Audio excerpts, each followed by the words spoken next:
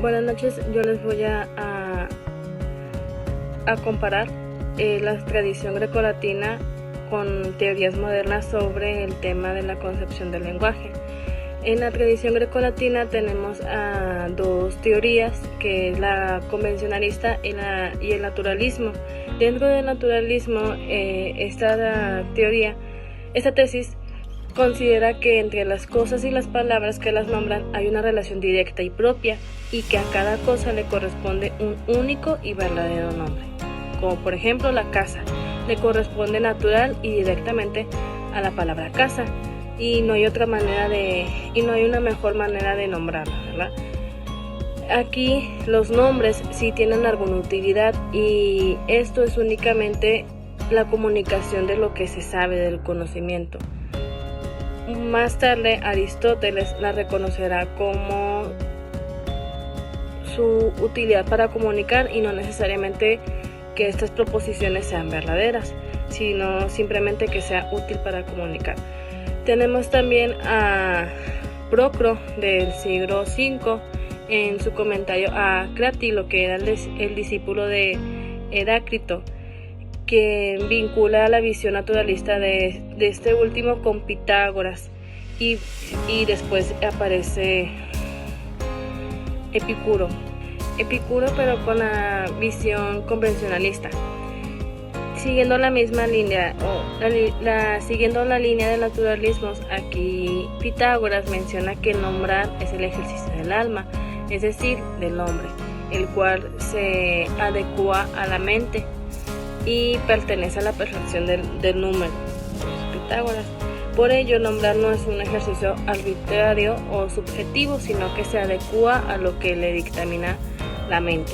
O sea, no hay una subjetividad dentro del lenguaje, dentro de lo que se nombra, sino que lo que piensa, lo que está en su mente es lo que nombra, objetivamente hablando.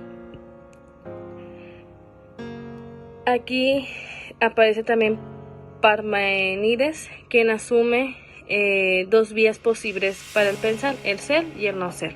La primera es transitable y la otra no, dado que el ser es lo que es y que es imposible que no sea. Es una vía pensable y que se puede conocer y expresar. Todo puede decirse y pensarse. Por otro lado, la tesis convencionalista sostiene que los nombres los adjudican arbitrariamente los hombres y continúan utilizándolos por costumbre. Ellos pueden nombrar cosas que no existen, como el nacer o el morir, y ocultar lo que realmente sucede.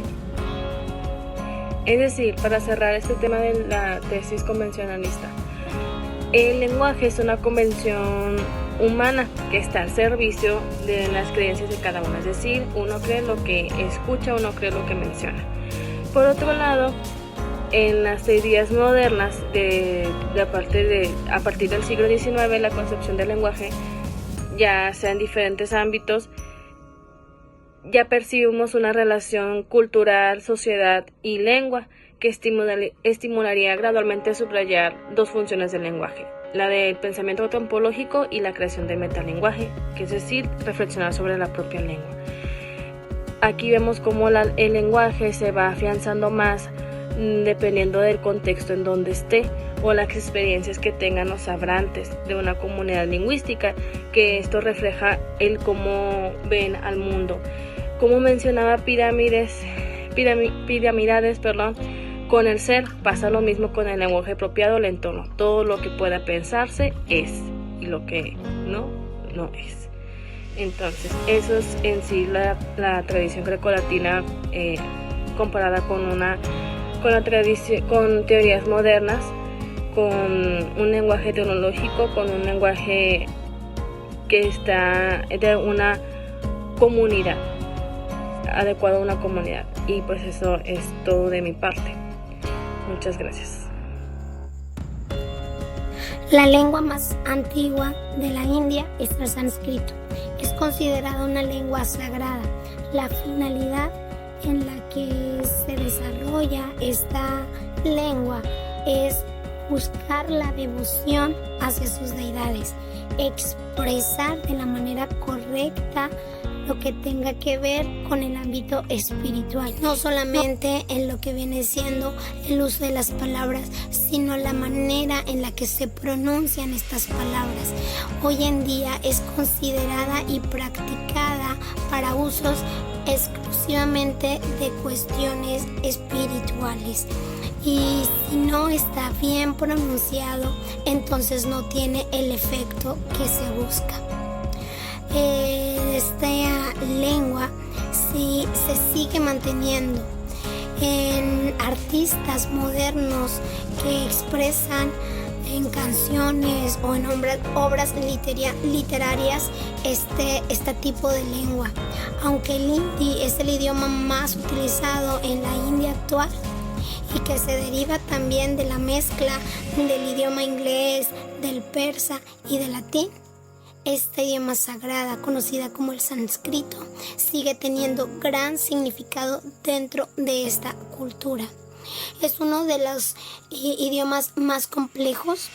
Consta de 43 palabras del alfabeto, de las cuales 11 son vocales.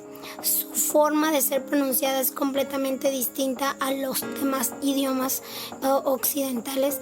Inclusive su pronunciación solamente en la mayoría de sus palabras es exclusiva de esa cultura, lo que la hace más compleja para otros idiomas el adquirirla, porque pues simplemente el sonido es más ajeno el poder escucharlo y pronunciar. Buenas noches, hoy les voy a hablar del idioma chino y sus particularidades lingüísticas. El idioma chino es hablado por más de 1.000 millones de personas en el mundo. Esto lo convierte en la segunda lengua con más usuarios a nivel mundial, además de ser el idioma con más hablantes nativos. A nivel sintáctico, es una lengua de tipo analítica. Tiene una estructura compuesta del sujeto predicado o de verbo objeto. A nivel morfológico, el chino posee unas características muy básicas y es menos complejo que las lenguas flexionales como el español o el francés.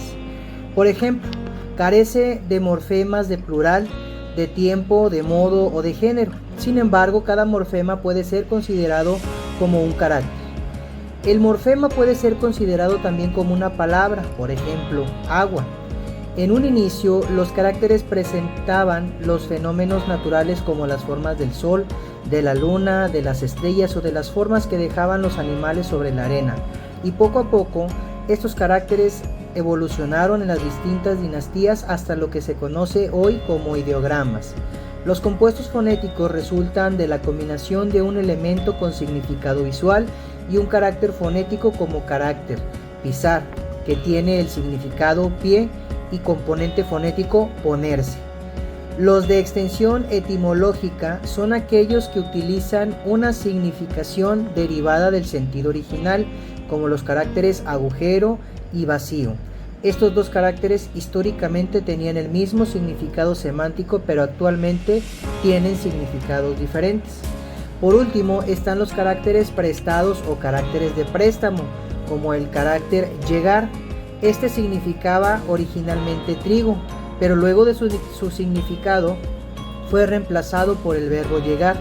En la actualidad existen más de 50.000 caracteres, de los cuales 3.000 son de uso común en la lengua.